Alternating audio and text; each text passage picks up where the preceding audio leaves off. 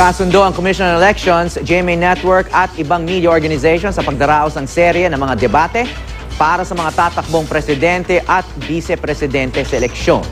May news to go si Joseph Moro. May pagkakataon ng publiko na mas kilatisin ang mga gustong maging Pangulo at Vice-Presidente sa eleksyon 2016. At ito ay sa pamamagitan ng Pilipinas Debates 2016 na gagawin simula Pebrero. Pumirma sa isang Memorandum of Agreement ang COMELEC, GMA Network, pati ang kinatawan ng iba't ibang media organization at kapisanan ng mga broadcaster ng Pilipinas o KBP para magtanghal ng mga debate. We want to assist the voters in making an informed choice in respect of their candidates.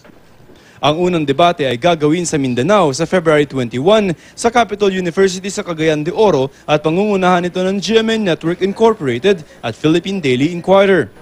This will be the first opportunity for the audience to see all the candidates debating against one another. This will be held in Mindanao.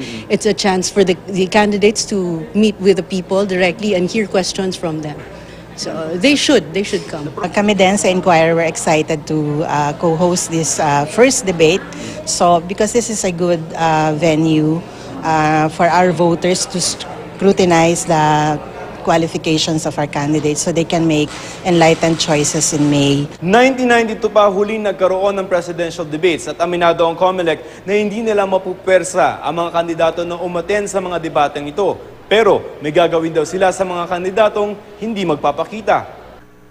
We will all give them a seat in the debate. If they do not show up, then the seat with their name will be maintained throughout the debate. We don't shame anybody. We're just here because we think that they're not showing up is a message in itself.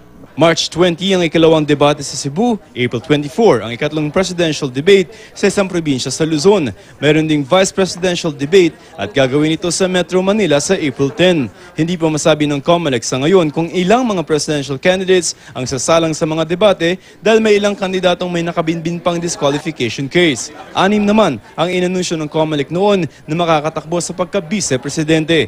Joseph Morong, GMA News.